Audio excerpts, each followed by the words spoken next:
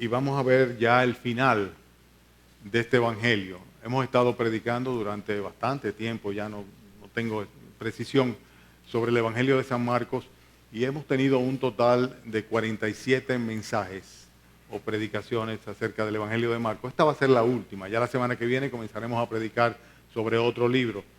Y en este pasaje del capítulo 16 nosotros vimos la primera parte del 1 al 8, de versículos 1 al 8 la semana pasada. Y en esta ocasión vamos a ver los versículos que van del 9 al 20, al final del capítulo. Marcos capítulo 16, versículos 9 al 20. Cuando lo tengan, por favor, pues levantan su vista hacia mí y ya yo con esto sabré que todos están listos para poder comenzar. Marcos capítulo 16, versículos 9 en adelante. Habiendo pues resucitado Jesús por la mañana el primer día de la semana, apareció primeramente a María Magdalena, de quien había echado 7 demonios.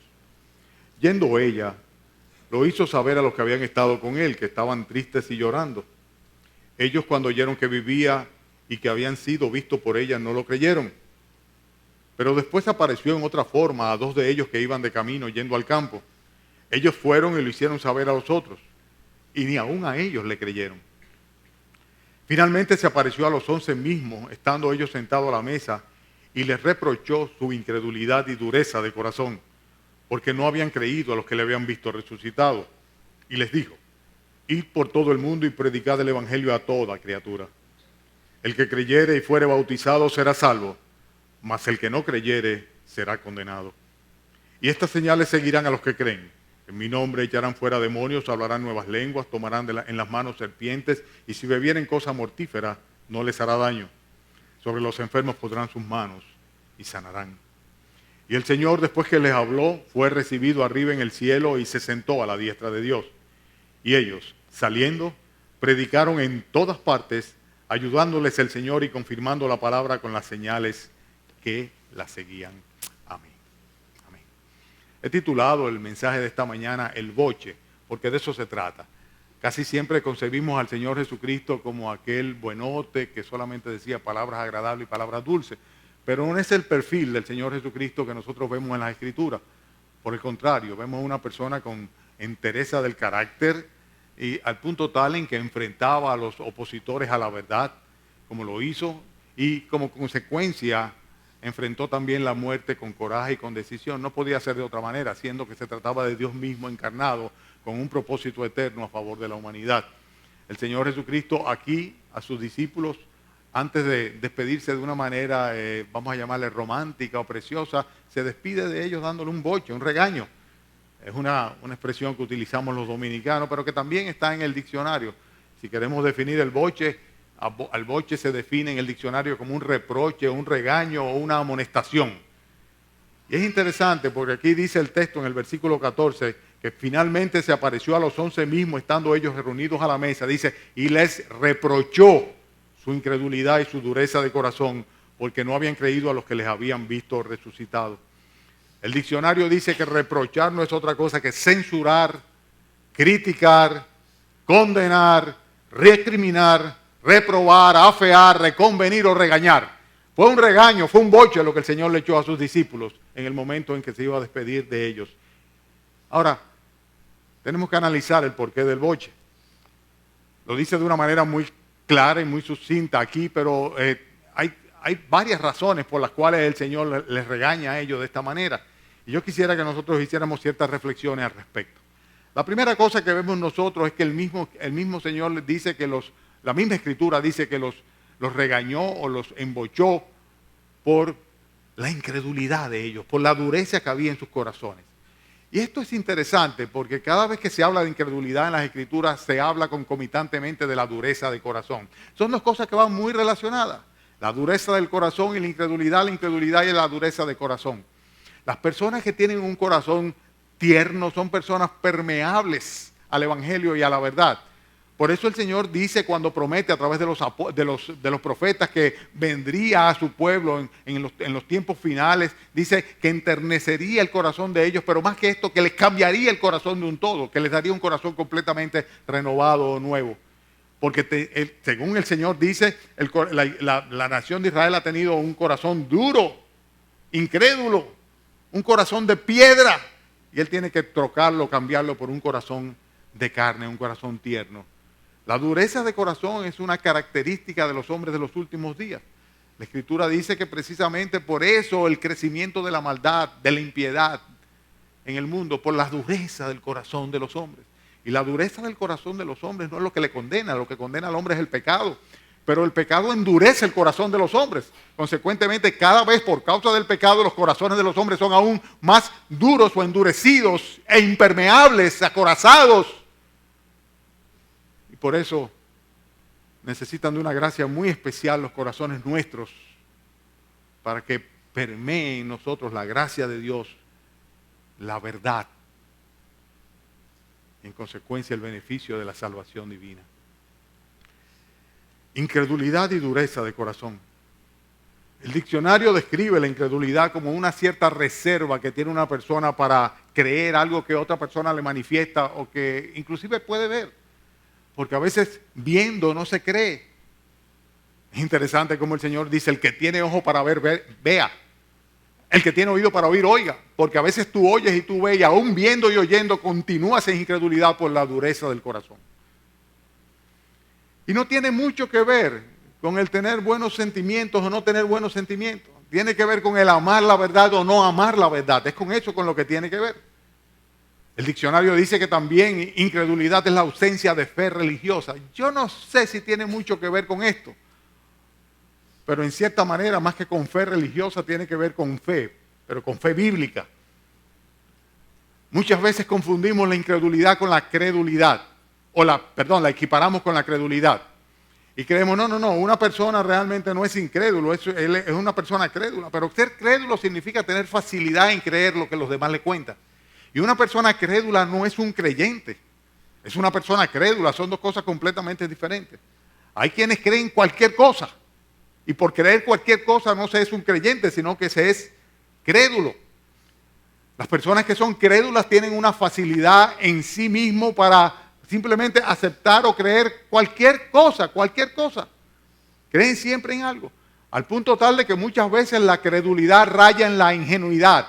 Y son personas incapaces de analizar, incapaces de razonar aquellas cosas que se le plantean o que ven y sencillamente la ven o la oyen y la aceptan y la creen y caen en consecuencia en grandes errores por su ingenuidad.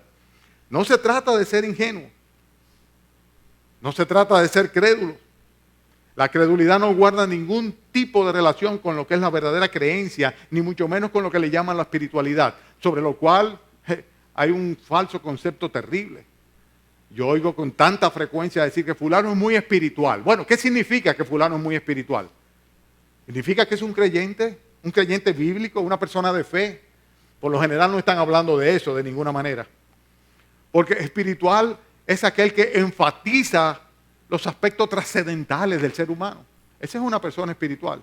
Una persona espiritual es una persona que vela por su alma, que tiene preocupaciones en cuanto a lo que va a ser de él en la eternidad. Pero una persona espiritual de ninguna manera es aquella persona que sencillamente tiene unos sentimientos, unos afectos o unas actitudes, ¿verdad?, hermosas, bonitas o aprobadas por la generalidad. Sin embargo, muchas veces confundimos estas cosas. Hay personas que no son espirituales, que sencillamente no tienen ningún tipo de inquietud espiritual. Son personas carnales, personas materiales, personas que lo que les interesa es el hoy, el ahora y el ya. Mi vida, yo. Y es penoso cuando vemos a personas que dicen ser creyentes y sin embargo son completamente ajenos a la verdadera espiritualidad, que está directamente relacionado con lo que es la piedad.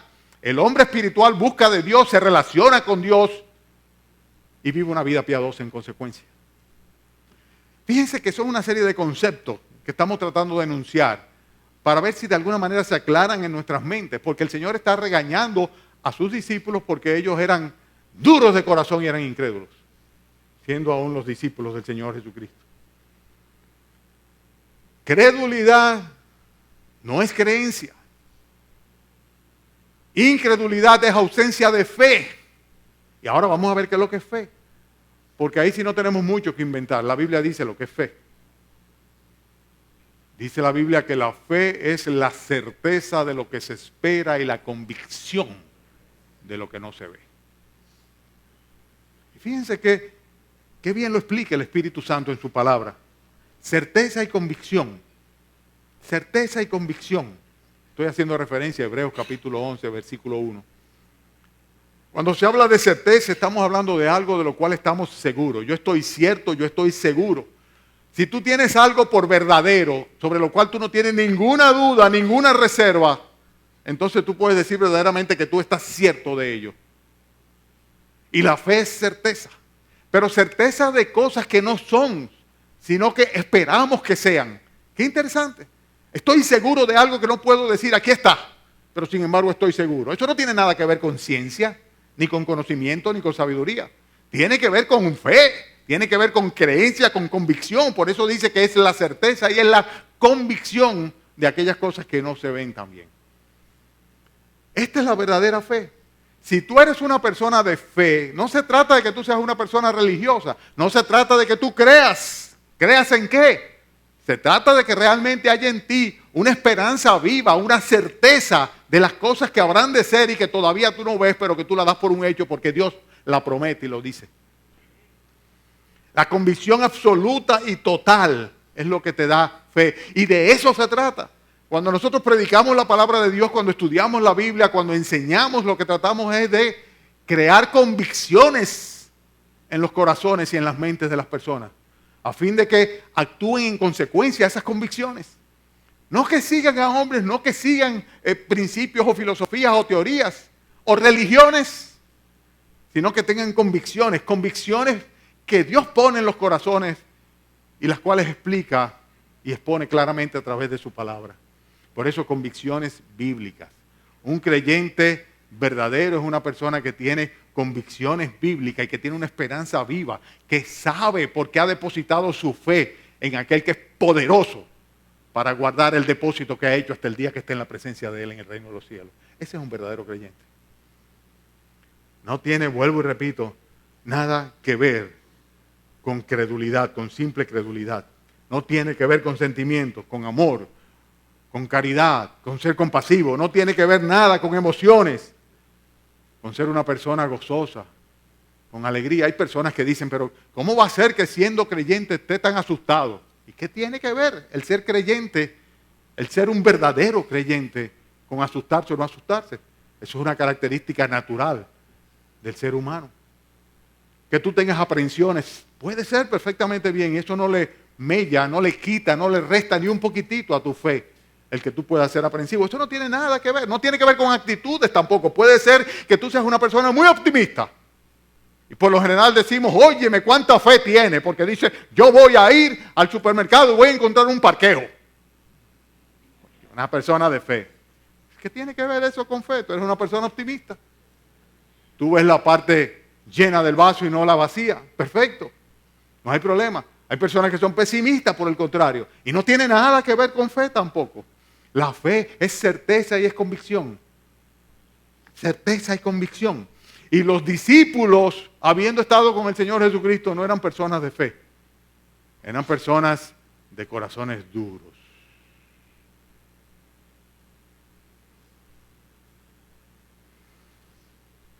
Es posible que aquí en la iglesia haya muchos con corazones duros,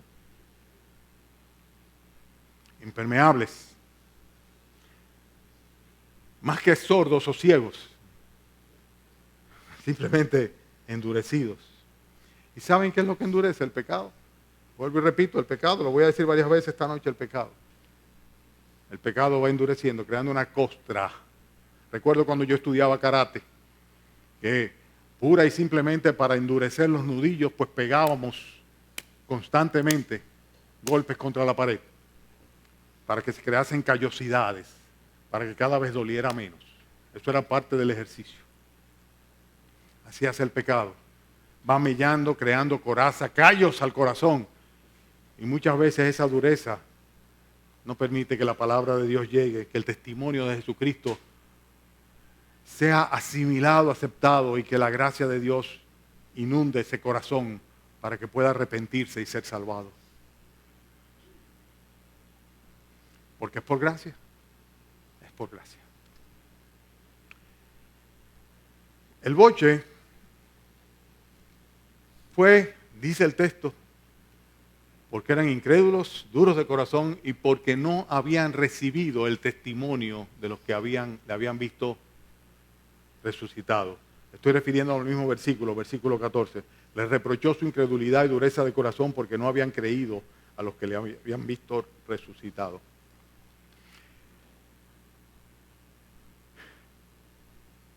Los profetas habían anunciado de la muerte del Señor Jesucristo, del Mesías, la venida del Mesías, su muerte expiatoria y su resurrección. El Señor Jesucristo había estado con los discípulos durante 3 años y en múltiples ocasiones, en el mismo Evangelio de San Marcos lo vimos nosotros, les anunciaba de la muerte que habría de padecer y de cómo resucitaría el tercer día. Cuando la generación incrédula le demandaba señal, decía, ninguna otra señal os será dada, salvo la señal de Jonás, que así como Jonás estuvo en el vientre del pez 3 días y 3 noches, así el Hijo del Hombre estará en el seno de la tierra y al tercer día resucitará. Habló de su resurrección muchas veces. Parece ser que sus corazones estaban tan duros que le quedaron en babia. O sea, sencillamente no entendieron absolutamente nada. No recibieron el testimonio ni de los profetas, ni tampoco del propio Señor Jesucristo. Eran incrédulos, sencillamente incrédulos, consuetudinariamente incrédulos, una vez y otra vez y otra vez. El evangelio que predican las iglesias y que predican los cristianos, un evangelio que está ajeno completamente a toda religiosidad, que habla de la necesidad que tiene el ser humano de arrepentirse delante de su Creador, a quien ofendió desde pequeño. De entregar su alma y su corazón al único que murió por él para redimirle en la cruz del Calvario. Y de nacer espiritualmente para una nueva vida. Una vida en Cristo. Una vida eterna. Este evangelio que predicamos nosotros, son tantas las personas que no tienen ninguna posibilidad de recibirlo como testimonio del Señor Jesucristo, porque sencillamente son incrédulos. Incrédulos. Y a veces yo trato de comprender que no es culpa de ellos, que sencillamente es que son incrédulos. Y si nos vamos a lo que la Escritura dice, que tanto la salvación como la gracia de oír y creer es algo que proviene de Dios, podríamos decir, no tienen la culpa, pero siguen siendo culpables. Y el problema es que porque son culpables van a perecer para siempre. Ellos no recibieron el mensaje. Óigame, una vez y otra vez y otra vez. Fíjense en el versículo 11, ¿qué es lo que dice el texto ahí? Cuando habla del versículo 11. Dice, ellos cuando oyeron que vivía y que había sido visto por ella, dice, no le creyeron. Los discípulos no le creyeron. En el versículo 13 dice, ellos fueron y lo hicieron saber a los otros, los que iban camino a Maú, que fueron y le avisaron. Y dice, ni aún a ellos le creyeron. En el versículo 14 dice que finalmente se le apareció a los 11 mismos, estando ellos sentados a la mesa, cuando le reprochó su incredulidad y su dureza de corazón. ¿Por qué? Dice, versículo 11, porque no habían creído a los que habían sido enviados. Pero fíjense qué curioso. Eran los apóstoles. Los 11, ya no estaba Judas entre ellos. Los 11. Los apóstoles no creían. ¿Y saben algo? Aquel que no es capaz de creer en que Jesucristo resucitó, simplemente es un incrédulo. El mensaje del evangelio que predicamos nosotros dice que si tú confiesas con tu boca a Jesucristo como tu Señor y tu Salvador, creyendo en tu corazón que Dios le levantó de los muertos, serás salvo. Para ser salva una persona tiene que creer en su corazón, estar bajo convicción de que Jesucristo se levantó de entre los muertos manifestando el poder que tiene para dar vida eterna a todo aquel que en Él crea. Esa es la realidad. No hay otra cosa. Pero sin embargo los discípulos todavía no habían creído. Todavía no habían creído. No por haber sido un discípulo del Señor Jesucristo, un seguidor del Señor Jesucristo, ni siquiera un apóstol, haber estado al lado del Señor Jesucristo, eso los hacía creyentes, herederos de la vida eterna.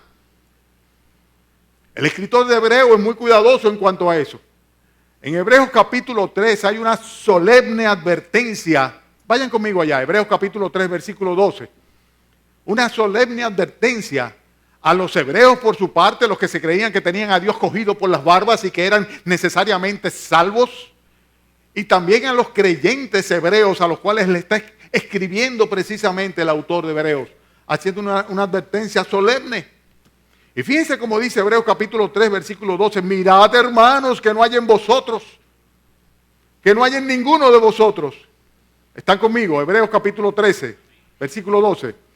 Mirad, hermanos, que no hay en ninguno de vosotros, ¿qué dice? ¿Corazón qué? Malo de incredulidad para apartarse del Dios vivo.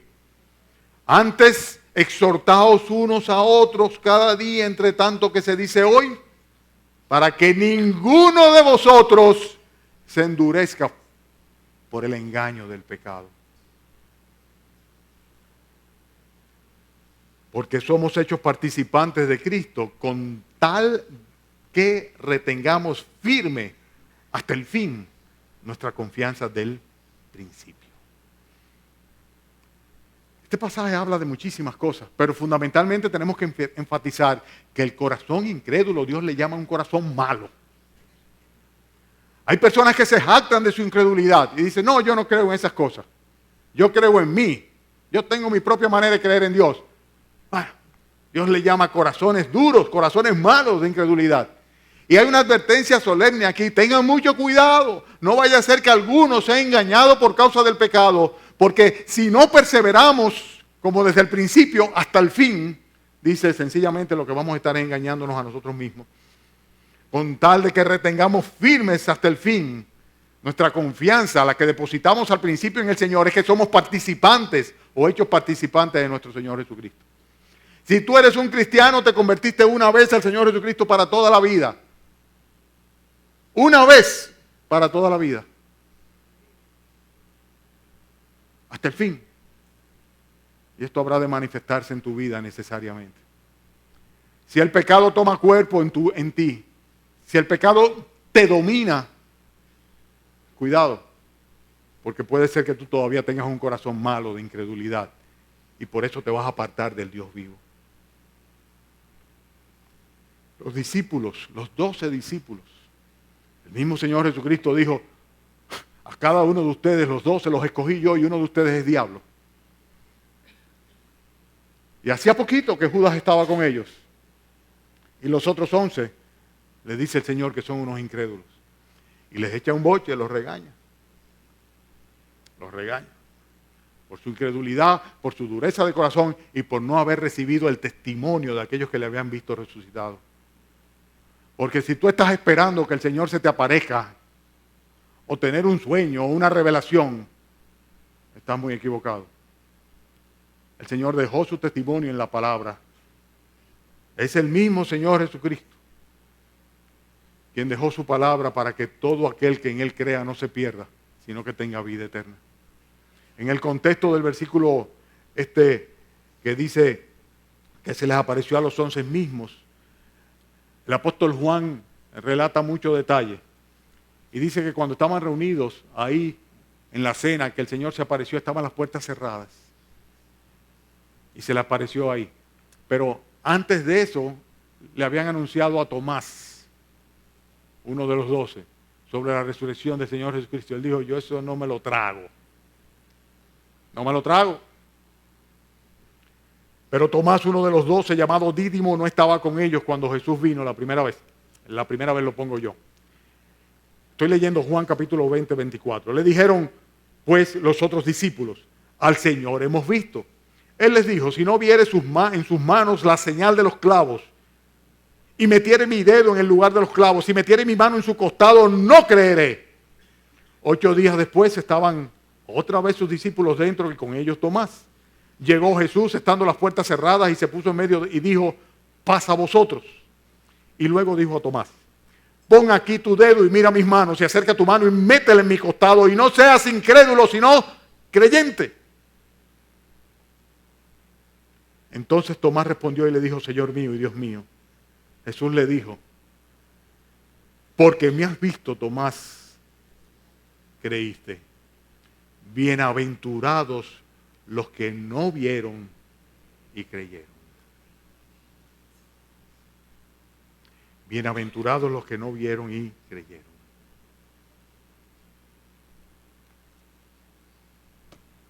Claro que merecían el boche. Claro que lo merecían. ¿Por qué? Porque todavía su naturaleza carnal pecaminosa estaba dominando sobre ellos. Todavía no estaban aptos para la misión que el Señor les habría de preparar. Todavía ellos no eran capaces de predicar el Evangelio. Porque ellos mismos no creían. Ellos mismos, los propios discípulos, no tenían convicción. No estaban ciertos en cuanto a su Señor. No tenían de ninguna manera la seguridad de la salvación. No podían predicar el Evangelio. Por eso fíjense que el boche termina con un énfasis. En los últimos versículos, y como una consecuencia directa del boche, estoy leyendo ahora mismo en el versículo 16, donde dice 16, antes de eso, en el 16:13, cuando dice ni aún ellos, 16:14. Dice, finalmente se les apareció a los 11 mismos, estando ellos sentados a la mesa, les reprochó su incredulidad y dureza de corazón, porque no habían creído a los que le habían visto resucitado, y les dijo. Fíjense que es una misma idea, una misma sentencia. ¿Ok? Dice, les reprochó y les dijo. ¿Y qué les dijo? Id por el mundo y predicad el Evangelio a toda criatura. Ellos no estaban aptos para predicar, porque es de absoluta relevancia la presencia de la fe para poder ir a predicar el Evangelio. Hay cantidad de personas que dicen predicar el Evangelio y son incrédulos. ¿Cómo podemos categorizarlo? Muy simple. ¿Cómo podemos calificarlo? Muy simple. Simplemente mira lo que predican. Escucha lo que dicen. Y si predican otra cosa que no es el puro evangelio de la gracia de nuestro Señor Jesucristo, pon en duda el que sean verdaderamente creyentes. Si predican cualquier otra cosa que se salga de lo que está escrito, pon en duda de que sean realmente creyentes. Lo más probable es que no lo sean. Porque el Señor tuvo que darle su boche a ellos, amonestarle por el corazón duro que tenían y la incredulidad que estaba en su mente y sus corazones. Y después de todo eso, decirle, ustedes no han sido capaces de recibir el mensaje tan sencillo de que sucedió lo que yo les había avisado, que yo iba a levantarme de entre los muertos. Y en consecuencia, solamente creyendo esto es que ustedes pueden ir y predicar el Evangelio a toda criatura. Versículo 15. Y les dijo, id por el mundo y predicad el Evangelio a toda criatura. El que creyere y fuere bautizado, versículo 16, ¿qué dice? Será salvo. Mas el que no creyere, será condenado. Qué seria esta comisión. Yo no sé por qué le llaman la gran comisión, pero presumo que tiene que ser por el calaje, por la importancia que tiene. Algunos piensan que es por el hecho de que es un mensaje para el mundo entero. Sí, es para el mundo entero. ¿Por qué para el mundo entero? Porque no hay un solo hombre que haga el bien y nunca peque. Porque no hay justo ni a un solo hombre. No hay uno que pueda pararse delante de Dios y decirle, yo merezco entrar al cielo. No, todo lo contrario. Por cuanto todos pecamos, todos estamos destituidos de la gloria de Dios. El mensaje realmente de la gran comisión es grande en cuanto al hecho de que es para todo el mundo. Pero yo creo realmente que sobre todo se trata de por la trascendencia que tiene este mensaje. Es el mensaje que precisamente se convierte en piedra de toque, en punto de inflexión, en momentos crucial. El aceptarlo o el rechazarlo en la existencia de una persona. Hemos sido traídos a este mundo para el propósito de vivir una eternidad en la presencia del Señor. Pero esto depende de creer o no creer, de ser o no ser creyente, de tener o no tener un corazón tierno a la palabra de Dios, de aceptar o no aceptar el testimonio de que Jesucristo resucitó de entre los muertos para darnos vida a nosotros también. Pedro predicaba en Hechos: a este Jesús a quien vosotros crucificaste, Dios lo ha hecho Señor y Cristo, y lo ha levantado entre los muertos, por cuanto la muerte no podía retenerle. Este mensaje es prerequisito para ir a la gran comisión. Por eso dice, y les dijo, id. Y es lo que marca la gran diferencia entre los que reciben o no reciben el mensaje del Evangelio. Hay algunos que dicen van a creer y hay otros que no van a creer. Vamos a predicarle a todo el mundo. Hay algunos que van a creer aquí en esta mañana. Hay algunos que creen y otros que no creen. Hay algunos que van a creer y otros que nunca van a creer. ¿Y cuál es la diferencia? El que creyere, dice Dios, será salvo. Esa es la gran diferencia. Claro que tenían que recibir el regaño de parte del Señor. Tenían que constituirse primeramente ellos en creyentes para luego ser mensajeros del Evangelio de la gracia de Dios. En Cristo tenemos perdón de pecado. Tenemos justificación delante de Dios. Tenemos redención. Y Él en la cruz del Calvario acometió al pecado, le venció, proclamó la victoria sobre la muerte, sobre el pecado y sobre el infierno. Y simplemente lo que tenemos es que adherirnos a Él, acercarnos a Él, clamar a Él, arrepentido de nuestros pecados. La Biblia dice que todo aquel que invocare el nombre del Señor, salvo será. Y todo depende de esto. ¿Cómo vas a invocar a alguien en el cual tú no crees? Por eso dice Romanos, ¿cómo pueden creer si no hay quien les predique? Por eso el mensaje debe ser llevado. Por eso la comisión ha sido dada. Por eso tenemos los creyentes que decirles a otros lo que el Señor nos dijo a nosotros. Venid a mí y sed salvos. En todos los términos de la tierra. Si vienes al Señor Jesucristo serás salvo. La Escritura advierte y dice en Apocalipsis, los cobardes, los incrédulos, los abominables, homicidas, fornicarios, hechiceros, los idólatras, los mentirosos, tendrán su parte en el lago de fuego, el lago que arde con fuego y azufre, que es la muerte segunda. Voy a concluir haciendo referencia a un pasaje bíblico también. Porque tú tienes una de dos posibilidades de reaccionar frente al boche que el Señor da. Te puedes sentir aludido o no sentirte aludido. Puedes reaccionar o no reaccionar. Si reaccionas, la reacción que el Señor desea que tú tengas frente al mensaje del Evangelio es la aceptación de ese mensaje. Consecuentemente, creer de todo corazón que Jesucristo murió por ti. Y en consecuencia tú tienes que necesariamente, en un arrepentimiento total, inclinarte delante de Él, agradeciendo su muerte de cruz, que es la que te redime, la que paga por lo que tú tendrías que pagar por tus propios pecados por una eternidad. Tú puedes reaccionar yendo a Él y pidiéndole perdón por tus pecados, pidiéndole que te regale la vida eterna, haciendo las paces con Dios, al cual tantas veces has agredido con tu pecado, antes de que tu corazón se endurezca, porque el pecado te irá engañando de una manera gradual cada vez más y más y más.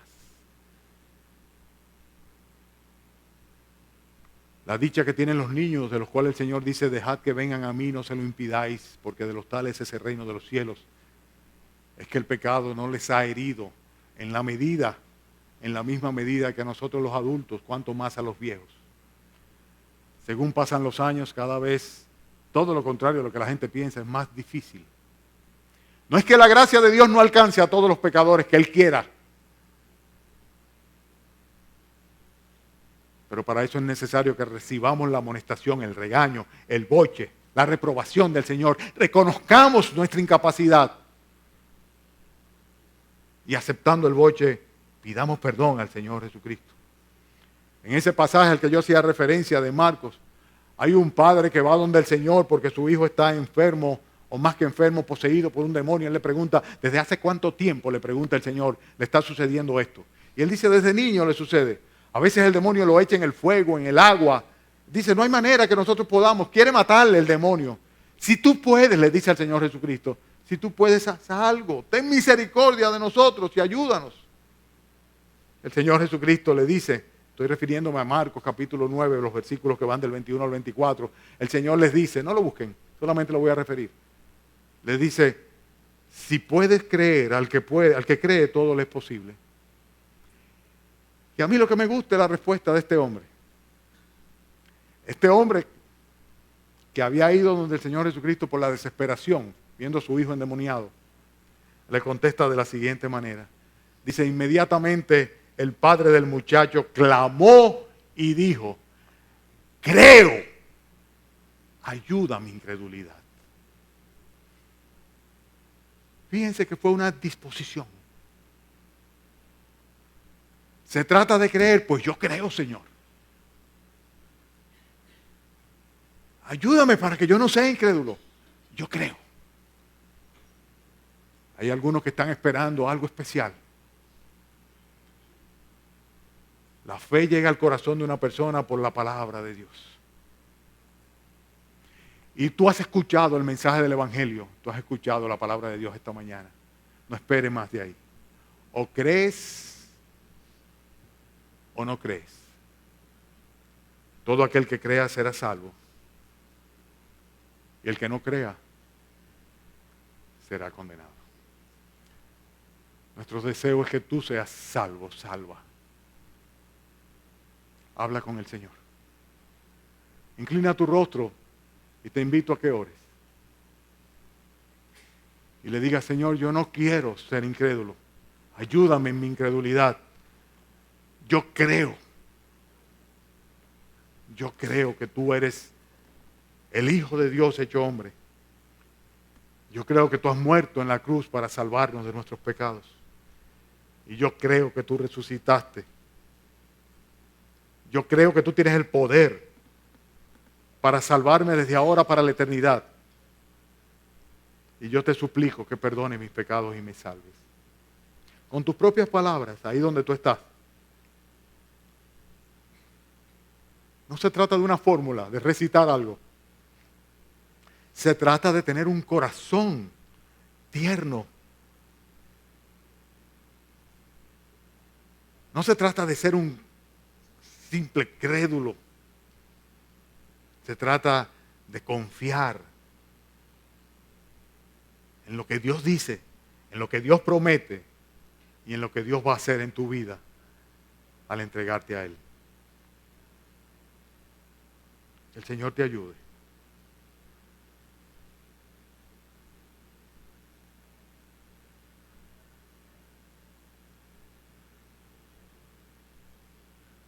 Padre, no permitas que ninguno de los que nos llamamos creyentes seamos engañados por el pecado. Sabemos, Señor, que tu gracia es suficiente para que permanezcamos firmes con la confianza del principio, Señor. Y te damos gracias, Padre, por el perdón de los pecados, por el don, el regalo gratis de la vida eterna.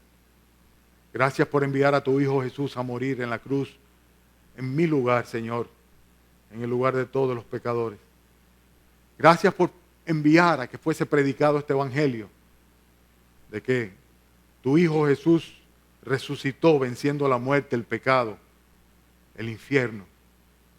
Y gracias, Señor, por la oferta de que creyendo y confiando en Él, podemos escapar de la condenación eterna y por el contrario, Señor, tener vida eterna permanente en Él. Te damos gracias, Señor, por haber hecho una obra completa a favor nuestra. Y te pedimos, Señor, que bendiga a cada uno en particular en esta mañana. Así como te hemos rogado por nuestros niños, Señor, los cuales son pecadores también, Señor. Y los cuales, Señor, tú llamas a estar junto a ti, prometiéndole la vida eterna, Señor. Te rogamos, Padre bendito, que nos despidas con tu bendición, que esta noche podamos, Señor, disfrutar del tiempo de comunión contigo a través de la cena, la Santa Cena. Y te recordamos una vez más a nuestro hermano Sebastián, Señor, para que tú le des completo restablecimiento. Hacemos todo esto en el nombre del Señor Jesucristo. Amén.